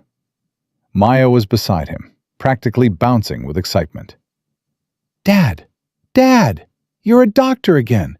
You're going to run clinics! This is insane! I know. Are you happy? You don't look happy. You look like you're in shock. I think I am in shock. They pushed through the lobby doors. The reporters had multiplied. Word of Victoria's arrest had drawn even more cameras. Dr. Williams, how do you feel about getting your license back? Dr. Williams, any comment on Victoria Sterling's arrest? Dr. Williams, what's next for you? Marcus stopped. He looked at the cameras, the microphones, the hungry faces waiting for a soundbite they could turn into a headline. 3 years ago, these same reporters had called him a disgrace, a negligent doctor, a cautionary tale. Now they wanted his victory speech. I'll take one question, Marcus said. The crowd fell silent. Ask. A young woman pushed forward. She looked different from the others, less polished, more earnest. Her press badge read, Harlem Gazette. Dr. Williams, I'm from your old neighborhood. My grandmother lived on 127th Street her whole life. She died last year, heart failure. She couldn't afford the specialists she needed. The woman's voice wavered. My question is, what do you want to say to people like her? People the system forgot. Marcus felt something shift inside him. This wasn't about Victoria Sterling anymore. This wasn't about revenge or vindication or proving anyone wrong. This was about the grandmother on 127th Street and all the other grandmothers, all the other families, all the other people who died because they couldn't afford to live. I want to say, I'm sorry, Marcus said. I'm sorry I wasn't there. I'm sorry the system failed your grandmother the way it fails millions of people every day. And I want to promise you something. What? I'm coming home. Not to a fancy hospital with marble floors and valet parking. I'm coming home to Harlem, to the Bronx, to Queens, to every neighborhood where people work 2 jobs and still can't afford a doctor. His voice grew stronger. I spent 3 years being invisible. I know what it feels like to be overlooked, to be dismissed, to be told you don't matter because you can't pay. He looked directly into the camera. I matter. You matter. Your grandmother mattered. And I'm going to spend the rest of my career making sure no one forgets that. The young reporter was crying. So were several others. Marcus turned and walked away. Maya caught up with him. Dad, that was... I meant every word. I know. That's what made it powerful. They walked in silence for a block. Then Maya's phone buzzed. She looked at the screen and stopped dead in her tracks. Oh my God! What? The video of you just now. Someone already uploaded it. It has... She refreshed the page. Dad, it has 2 million views. It's been 3 minutes. I don't care about views, Maya. No, you don't understand. People are sharing it with hashtags. Hashtag Doctor Comes Home. Hashtag Healthcare for All. Hashtag Marcus Williams. She showed him the screen. Comments were flooding in faster than the app could load them. My mother died because she couldn't afford insulin. Thank you, Dr. Williams. I've been a nurse for 30 years. This is why I do what I do. God bless you, sir. I'm a med student. I almost dropped out because the debt felt impossible. This video made me remember why I started. Thank you. Marcus stared at the screen. I don't know how to handle this. You don't have to handle it, Dad. You just have to keep being you. The world will handle the rest. His phone rang. Unknown number. Normally, he would have ignored it, but something made him answer. Dr. Williams? This is Robert Castellano, Chief of Surgery at Mount Sinai, Harlem. Dr. Castellano, I know your reputation, and I know yours, now more than ever. I just watched your statement outside the licensing board. I have to say, it moved me. I've been in medicine for 40 years, and I've rarely heard anyone articulate why we do this work so clearly. Thank you, sir.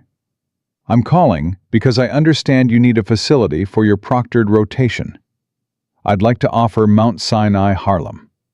Marcus's breath caught. That's very generous, but I should tell you, Wei Chen's foundation is funding my reinstatement. They have their own clinic network. I know. I spoke with Mr. Chen this morning. He suggested we talk. Castellano paused. Dr. Williams, our hospital serves some of the most underserved communities in New York. We're chronically understaffed. We lose young doctors to private practice because they can't handle the workload or the heartbreak. We need someone who understands what it means to serve patients who've been forgotten. I understand. I believe you do, which is why I'm not just offering you a proctored rotation. I'm offering you a position, attending surgeon with a path to department head if you're interested. The pay is less than you'd make in private practice, but the work, I'll take it. You don't even know the salary yet. I don't care about the salary, Dr. Castellano. I care about the work. I've spent 3 years carrying plates for people who have more money than humanity. I'm done chasing paychecks. I want to matter again. The line was quiet for a moment. When can you start? How soon do you need me? Castellano laughed, a warm, surprised sound. Dr. Williams, I needed you yesterday, but I'll settle for Monday. Come in at 7 a.m. We'll start your orientation. I'll be there at 6. I believe you will. Welcome to Mount Sinai, Harlem, Doctor. I have a feeling you're going to fit right in. Marcus hung up. Maya was staring at him with her mouth open. Did you just get 2 job offers in 1 hour? I think I did.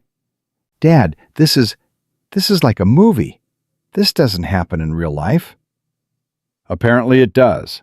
Apparently, when you stand up for yourself, and the universe decides to apologize all at once.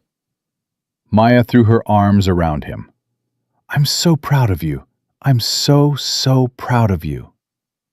Marcus held his daughter. He thought about everything that had led to this moment. The wine on his shirt. The word illiterate ringing in his ears. The decision to remove his apron and speak. If Victoria Sterling hadn't pushed him past his breaking point, none of this would have happened. He would still be invisible, still counting days, still dying slowly in a life that didn't fit. She had meant to destroy him. Instead, she had set him free. Dad? Yeah? What are you thinking about? Marcus smiled. I'm thinking about how strange life is. How the worst things can become the best things if you survive long enough to see the other side. Is this the other side? He looked at his daughter, his phone buzzing with opportunities. The city stretching out before him, full of patients who needed him. Yeah, baby girl, I think it finally is. They walked toward the subway. Marcus's phone buzzed one more time. A text from Destiny, his former co-worker at Aurora.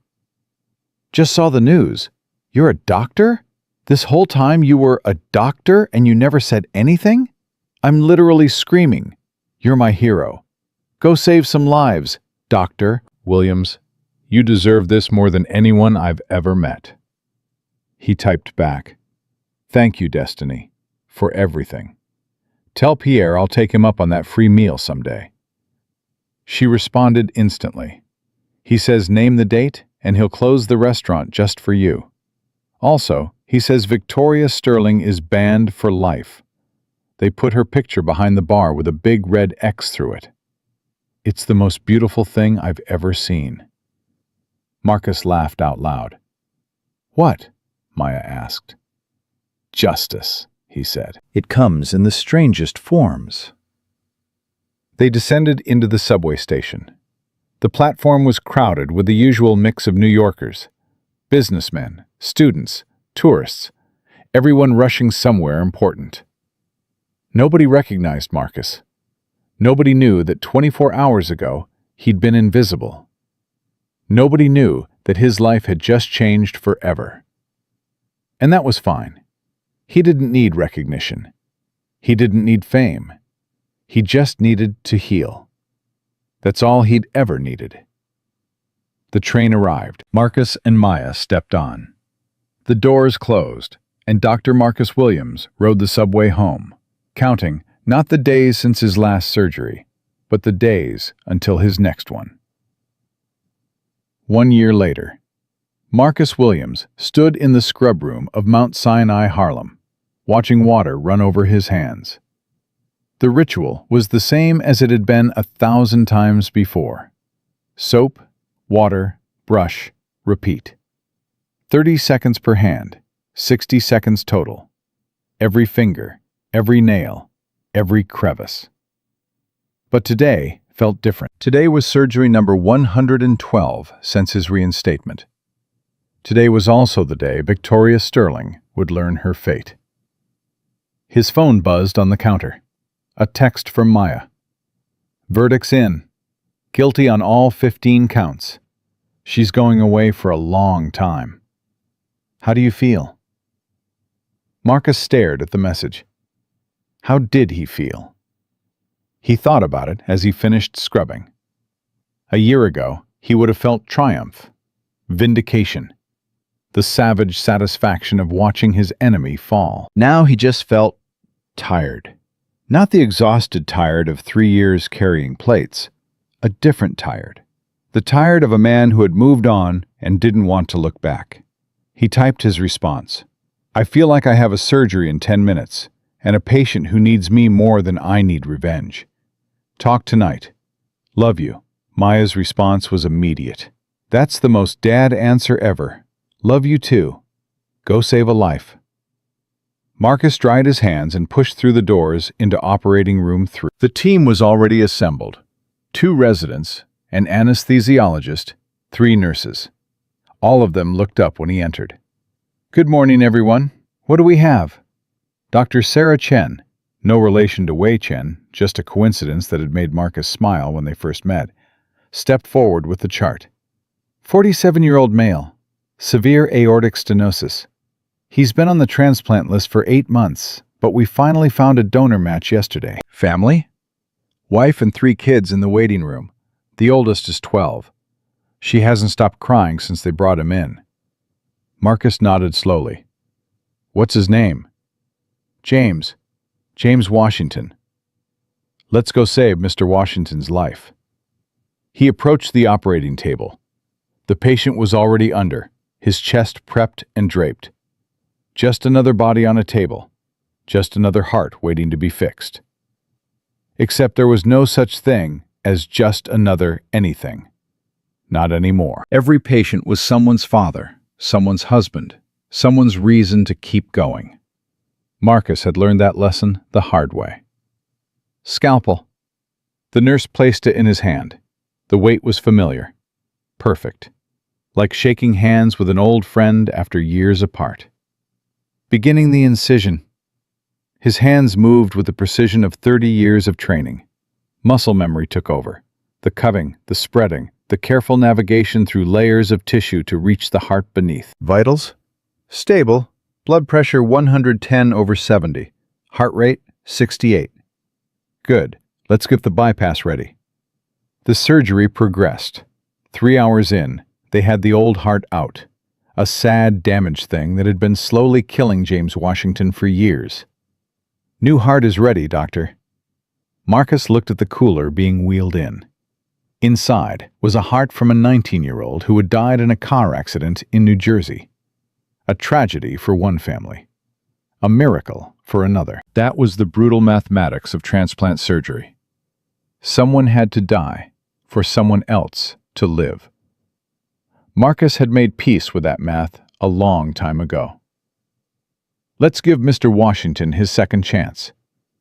He lifted the donor heart carefully, cradling it the way he'd once cradled Maya when she was a newborn. This never gets old, Sarah said quietly. Watching you work. Watching anyone hold a human heart should never get old. The day it becomes routine is the day you need to find a new career. He positioned the heart in the empty cavity, beginning anastomosis. Suture by suture, he connected the new heart to James Washington's body, the aorta, the pulmonary artery, the veins. Each connection precise, each stitch perfect. Removing the clamp in 3, 2, 1. The blood began to flow. For a moment, nothing happened. Then the heart quivered. Then it beat. One contraction. Then another. Then another. Strong, steady, alive. We have sinus rhythm, the anesthesiologist announced. Heart rate 72 and climbing. Blood pressure normalizing. Marcus stepped back from the table. He watched the heartbeat inside James Washington's chest. A 19-year-old's heart, now keeping a 47-year-old father alive. Beautiful, Sarah whispered. It always is. Marcus stripped off his gloves. Dr. Chen, you can close. I need to talk to the family. You always deliver the news yourself. Always. They deserve to hear it from the person who held their loved one's heart. He walked out of the OR. The hallway was quiet. Fluorescent lights hummed overhead. The smell of antiseptic hung in the air. He found the waiting room at the end of the corridor. A woman in her 40s sat in a plastic chair, clutching a rosary. 3 children surrounded her. 2 boys, maybe 8 and 10, and a girl of 12 who looked like she hadn't slept in days. The woman saw Marcus first. Her face went white. Doctor, is he? Mrs. Washington, your husband is out of surgery. The transplant was successful. His new heart is beating strong. For a moment, she didn't react. Then she collapsed into sobs. The children rushed to her, crying themselves, everyone hugging everyone, a tangle of arms and tears and relief. Marcus stood quietly, giving them space. The 12-year-old broke away from her family and walked toward him. Her eyes were red, but her jaw was set with determination. You saved my daddy. The donor saved your daddy. I just helped with the delivery. Mama says you're the doctor from the video, the one who talked in all those languages. Marcus smiled slightly. That was a long time ago. She says you used to be a waiter, and then you became a doctor again because you're brave. I became a doctor again because I had a daughter who believed in me, even when I didn't believe in myself. The girl processed this. Can I be a doctor when I grow up? You can be anything you want. But if you choose medicine, remember one thing. What? Marcus knelt down to her eye level. Every patient is someone's daddy, someone's mama, someone's reason to wake up in the morning. Never forget that. The moment you start seeing patients as numbers instead of people, that's when you need to stop. The girl nodded solemnly. I won't forget. I promise. Good. He stood up. Now go hug your mama. She needs you. The girl ran back to her family. Marcus watched them for a moment. The tears, the laughter, the relief of a crisis survived. This was why he'd fought so hard to come back. Not for revenge. Not for vindication. Not for proving Victoria Sterling wrong. For this. For the Washington family, holding each other in a hospital waiting room. Their world put back together by hands that used to carry plates. His phone buzzed again. Wei Chen. Congratulations on the Sterling verdict. More importantly, congratulations on surgery number 112. I've been following your work closely. You're exceeding every expectation. The Foundation is proud to have you. Marcus typed back, The Foundation gave me my second chance. Everything I do is because of that. Wei's response, We gave you an opportunity. You did the rest. Remember that, my friend. Marcus pocketed the phone and walked toward his office. The hallways of Mount Sinai, Harlem were familiar now. Every corner, every shortcut, every supply closet. He'd spent 12 months learning this building the way he'd once learned Columbia Presbyterian. But there was a difference. At Columbia, he'd been chasing prestige, publications, recognition. Here, he was chasing something simpler. Impact. His office was small, just a desk, 2 chairs, and a window that looked out over 125th Street. No mahogany furniture, no awards on the wall, just a photo of Maya at her high school graduation and a framed copy of his medical license, reinstated 12 months ago. He sat down and finally allowed himself to think about Victoria Sterling. Guilty on all 15 counts.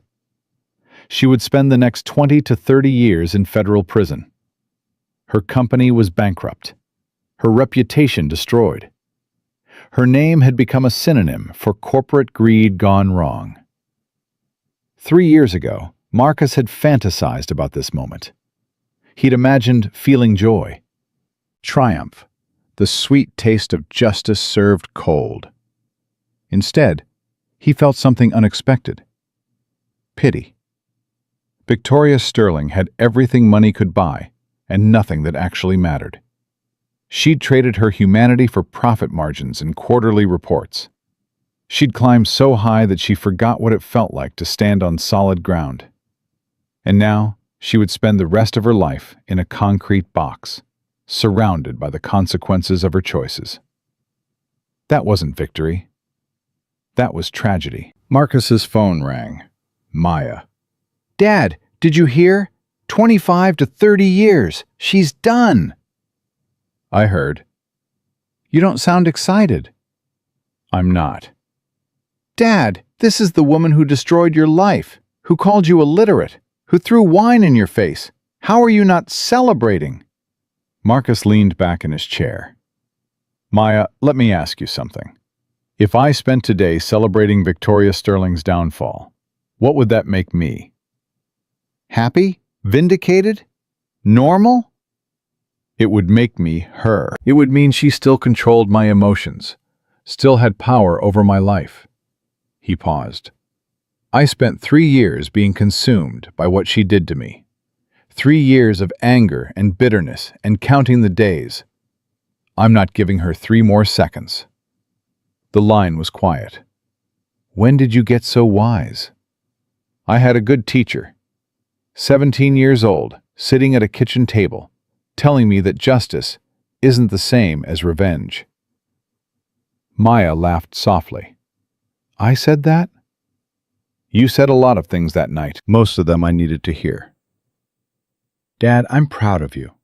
Not because you got your license back, or because you're running clinics, or because the woman who hurt you is going to prison. I'm proud of you because you're happy. Actually happy. For the first time since I can remember. Marcus felt his throat tighten. I am happy, baby girl. I didn't know it was possible anymore, but I am. Good. Now go home and rest. You have that speech tomorrow, and you need to not look exhausted in front of 1,000 people. It's not 1,000 people. Dad, it's the American Medical Association National Conference. It's absolutely 1,000 people. Probably more. Marcus groaned. I should never have agreed to this. Too late. You're the keynote speaker. They're flying in from all over the country to hear the illiterate doctor talk about dignity in medicine. Please don't call me that. The internet calls you that. I'm just keeping you humble. She laughed. Love you, Dad. See you tomorrow. Love you too, Maya. He hung up. The speech. He'd been dreading it for weeks. The AMA had contacted him 6 months ago, asking him to give the keynote address at their annual conference. The theme was Restoring Trust in Healthcare. They wanted him to talk about his experience, the wrongful suspension, the years of struggle, the viral video that had changed everything. He'd tried to say no. Wei Chen had talked him into it.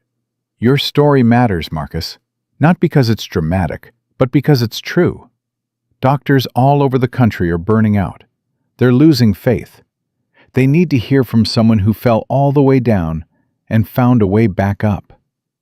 So Marcus had agreed, and now he had to figure out what to say to 1,000 strangers about the worst and best years of his life.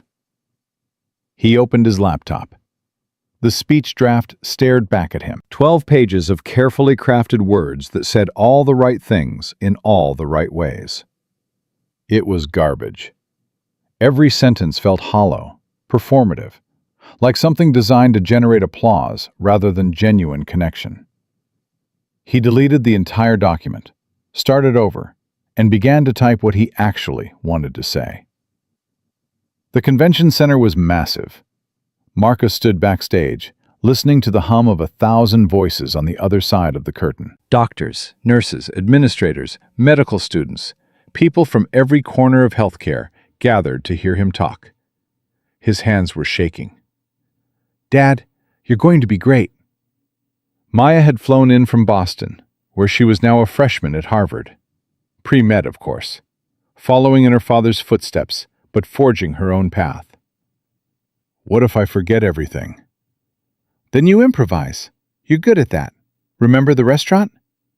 I was terrified at the restaurant. And you were magnificent. Fear doesn't stop you, Dad. It never has.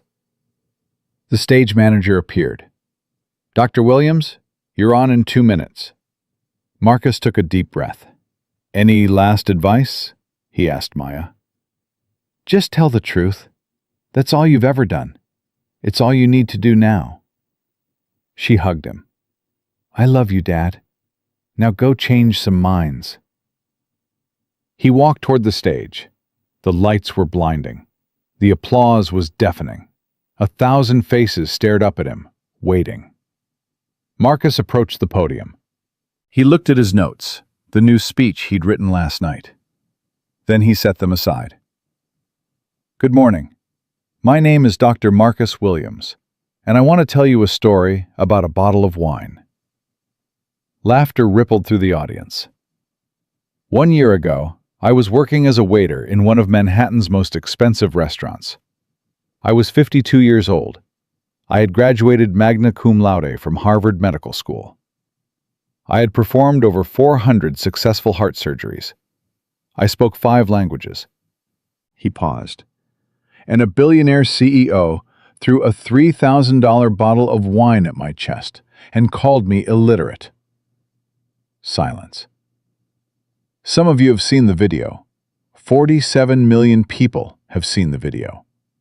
What you saw was a man who had reached his breaking point. A man who was tired of being invisible. A man who decided in that moment that he would rather lose everything than lose himself. He gripped the podium. But that's not really why I'm here today. I'm not here to talk about Victoria Sterling.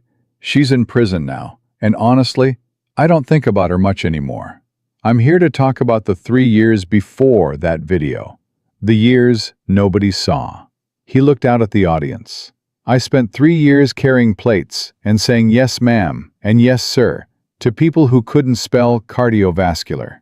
I spent 3 years being told I was nothing by a society that measures worth in dollars. I spent 3 years watching my daughter pretend not to notice that I was dying inside. And every single day of those 3 years, I asked myself the same question. Was it worth it? All the training, all the sacrifice, all the years of medical school and residency and fellowship, was any of it worth it if it could be taken away so easily? He paused. I'm here to tell you, yes, it was worth it. Not because I got my license back. Not because Sterling went to prison. Not because some video went viral and strangers on the internet decided I was a hero. It was worth it because of who I became during those 3 years. He stepped away from the podium. I learned humility. I learned what it feels like to be on the other side of the power dynamic. To be the one serving instead of being served. I learned that the janitor who cleans your operating room and the cafeteria worker who makes your lunch deserve the same respect as the chief of surgery. I learned patience. I learned to wait, to endure, to keep going when every part of me wanted to give up. And I learned something else, something more important than any medical textbook ever taught me. He looked directly into the audience. I learned that dignity cannot be given or taken away by anyone. It can only be surrendered. And as long as you refuse to surrender it, as long as you keep standing up, keep fighting, keep believing that you matter, no one can make you small. Not a billionaire, not a corporation, not a corrupt system designed to crush people like us. The audience was completely still. Victoria Sterling called me illiterate. She meant it as an insult. But you know what? She was right. Just not in the way she intended. I was illiterate.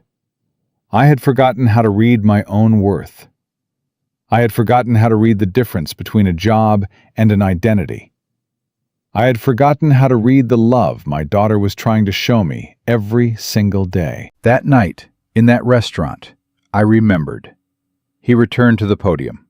So here's what I want you to take away from my story. Not revenge, not vindication, not the satisfaction of watching a villain get what she deserved. I want you to remember this. You are not your job. You are not your title.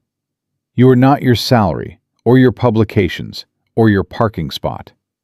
You are the person who shows up every day and tries to help other human beings suffer a little less. That's what medicine is. That's what it's always been. And no boardroom decision, no corporate restructuring, no malpractice lawsuit can ever take that away from you. He picked up his notes, the notes he hadn't read, and held them up. I wrote a speech, 12 pages of carefully crafted inspiration, designed to make you applaud at the appropriate moments. He tore the notes in half. You don't need inspiration. You need permission. Permission to be tired. Permission to be frustrated. Permission to question whether any of this is worth it. And then you need to keep going anyway. Not because it's easy, not because anyone will thank you, but because somewhere out there, right now, there's a patient who needs you, a family waiting for news, a child who will grow up healthy because you didn't give up. He looked at Maya, standing in the wings. She was crying. My daughter is in the audience today. She's a freshman at Harvard, pre-med. She wants to be a surgeon like her old man. And I used to worry about that. I used to think, don't do it, Maya.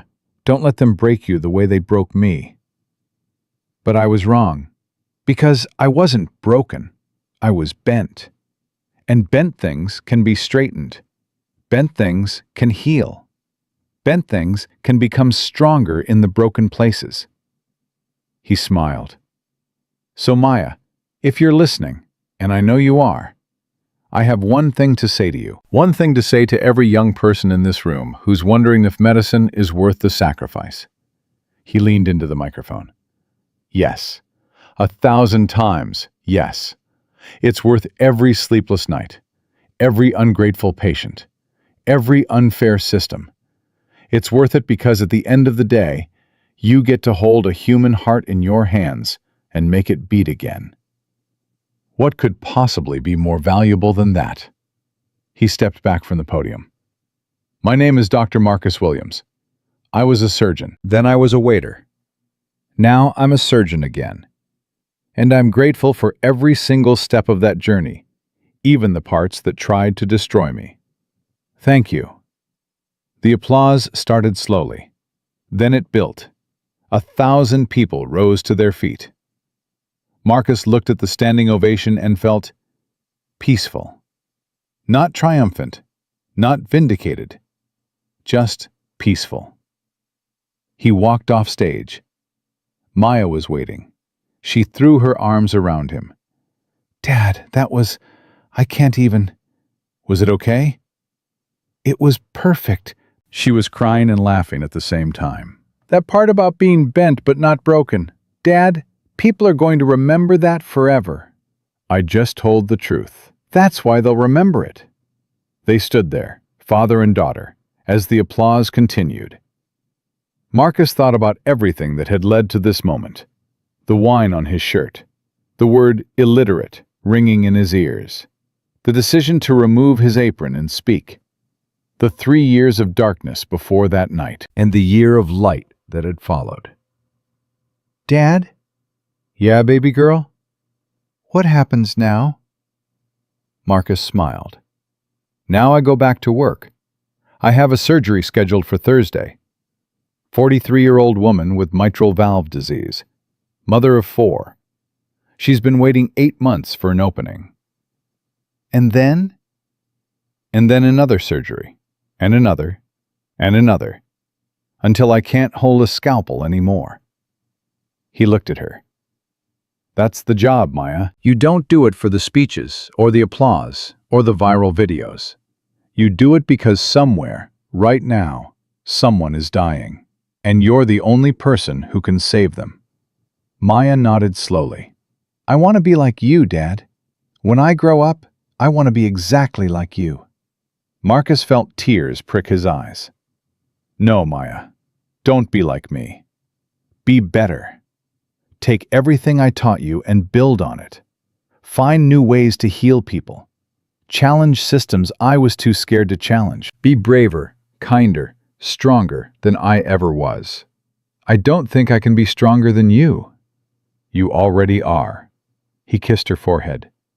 You believed in me when I didn't believe in myself. That's the strongest thing anyone has ever done for me.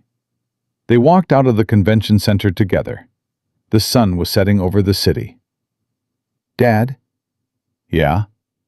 Do you ever think about her? Victoria Sterling? Marcus considered the question.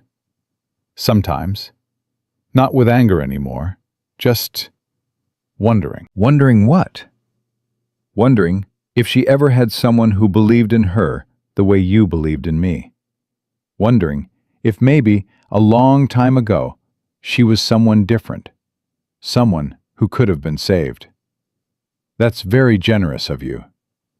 It's not generosity. It's experience. He looked at his daughter. I know what it feels like to be lost, Maya. To be so deep in darkness that you forget light exists. The only difference between me and Victoria Sterling is that I had you. She had no one. That doesn't excuse what she did. No, but it explains it. And understanding is the first step toward making sure it doesn't happen again. They reached the car. Maya unlocked the doors. Where to, Dr. Williams? Marcus smiled. Home. I have a surgery to prepare for. And then, if I'm not too tired, maybe we could grab dinner? There's a little Italian place near my apartment that makes the best carbonara in Manhattan. Deal. They drove into the fading light. Marcus looked out the window at the city passing by. 3 years ago, he'd been invisible. Now he was something more. Not famous, not powerful, not rich.